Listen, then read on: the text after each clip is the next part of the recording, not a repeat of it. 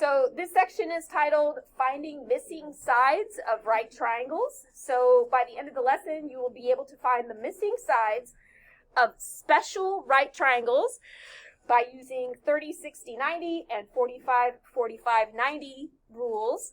Hopefully it's a review because you were supposed to have seen it in IM2, but we'll see. Okay. So we used to have a class called Geometry instead of IM2, and we learn about things called Pythagorean Theorem, and you learn about special triangles, one of which is a 30, 60, 90, and one of which is a 45, 45, 90. Because of those special numbers or angles in the triangles, it creates relationships among its sides that are always in the same ratio. For triangle BAT is a right isosceles triangle with right angle A. So at A, I put the little box to indicate that it's 90 degrees. BA is 4. We're going to find the lengths of the remaining sides of the triangle. Okay, so if this on a right isosceles means it's going to have two sides that are congruent. So if one of BA is 4, then AT is also going to be 4. They just want us to find that hypotenuse right there. Okay, if you don't know the special relationship, you could use the Pythagorean Theorem. Then it helps you determine what that special relationship is, and then you can use it for all other similar triangles. Any other triangle that's going to be a 45, 45, 90. Okay? So we're going to plug in the two legs, both of which are 4, and square each of them, add them together. So 4 squared is 16. 16 plus 16 is 32. Then you take the square root of both sides because that's the inverse operation of squaring. 32 has a perfect square factor of 16. And then the square root of 16 is 4. So the hypotenuse is 4 rad 2. So BA that they gave us was 4. AT, the other matching leg, is also 4. And then the hypotenuse is going to be 4 rad 2. Okay. Now let's look at triangle POG. POG is also a right isosceles triangle. We have the right angle at O. If the lengths of the legs are twice the length of BA from part A, then what is the length of the hypotenuse of triangle POG? Okay, so I just took the 4 and I doubled it. So it's 8, which means that one's also 8. And then I'm just going to plug it into the Pythagorean theorem again. So leg squared plus leg squared equals hypotenuse squared. 8 squared is 64. You do it twice because they're the same. Add them together to get 128. Then just see if 128 has a perfect square factor, which it does. Perfect square factor of 128 is 64. And when we take the square root of 64, we get 8. So we can list the three sides as 8, 8, and 8 rad 2. So what do they want you to do here? For part C, they want you to answer the question, what similarities do you notice on these two triangles? What similarities do you notice on these two triangles? So you're going to start with, I noticed. You're going to look at the lengths here and the lengths here, and something should stick out to you. Write down what that is that sticks out to you.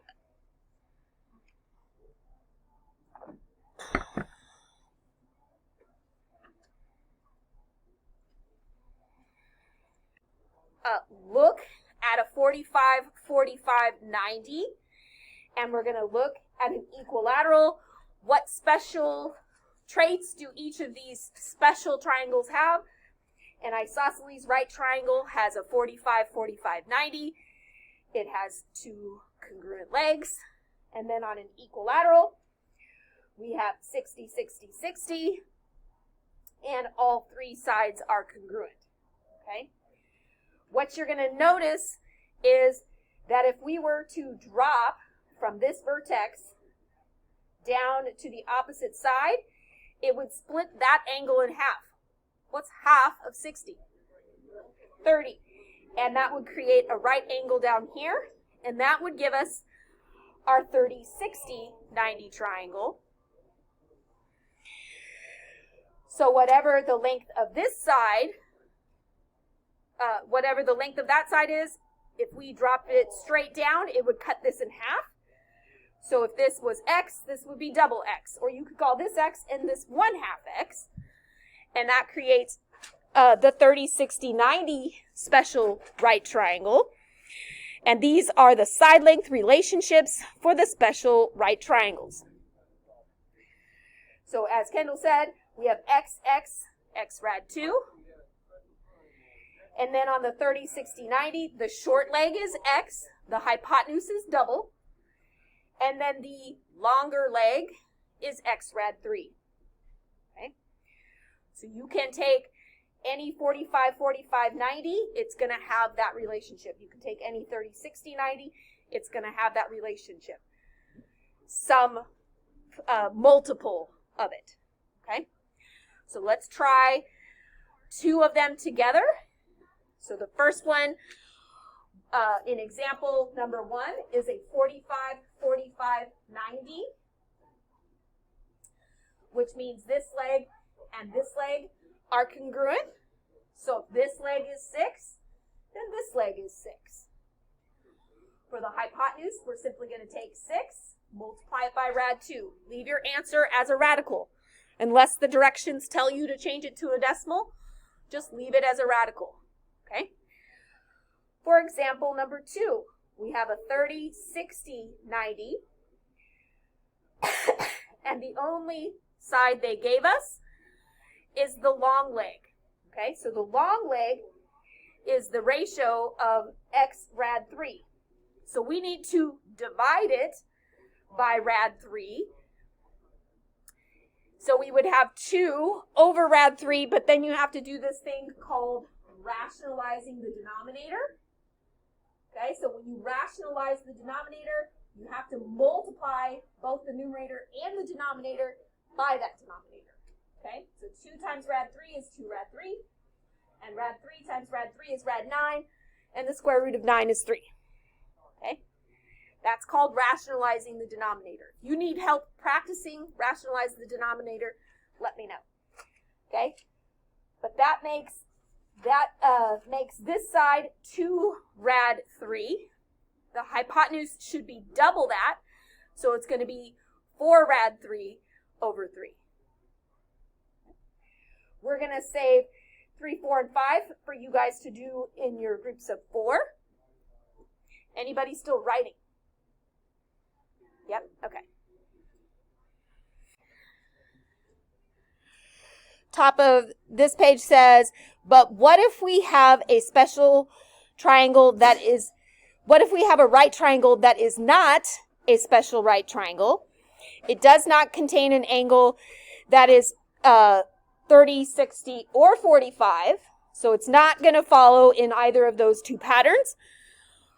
We're going to use trig ratios. So SOHCAHTOA, have I taught you guys old hippies are high on acid? No, apparently not. Okay. Old hippies are high on acid. I've found that for some reason it's easier for kids to remember if you say a silly sentence. Okay. So, solving for the missing side of a right triangle. So for example 1, they give you the information that angle P is 50. So fill in a 50. PR is 15. want us to find PQ. So on PQ, I just put an X.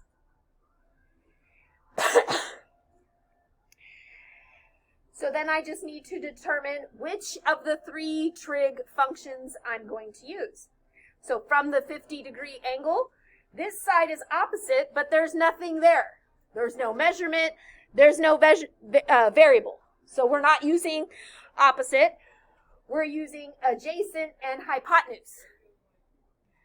So the trig function that uses adjacent and hypotenuse is the cosine. So we're going to write cosine of that angle 50.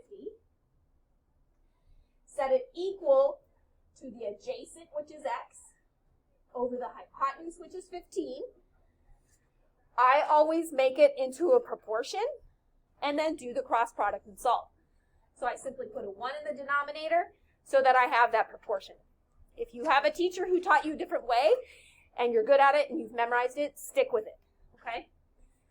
But I simply go 1 times x is 1x, and then 15 times the cosine of 50. Make sure your calculator is in degree mode. Type in 15 times the cosine of 50. Round to the nearest, what is that, hundredth? And look at how good my wavy equal sign turned out. Are you impressed? That's like one of my better ones, okay? All right, I'm going to do one more with you, and then the rest you're going to do in your groups of 4. So we're going to do example 4.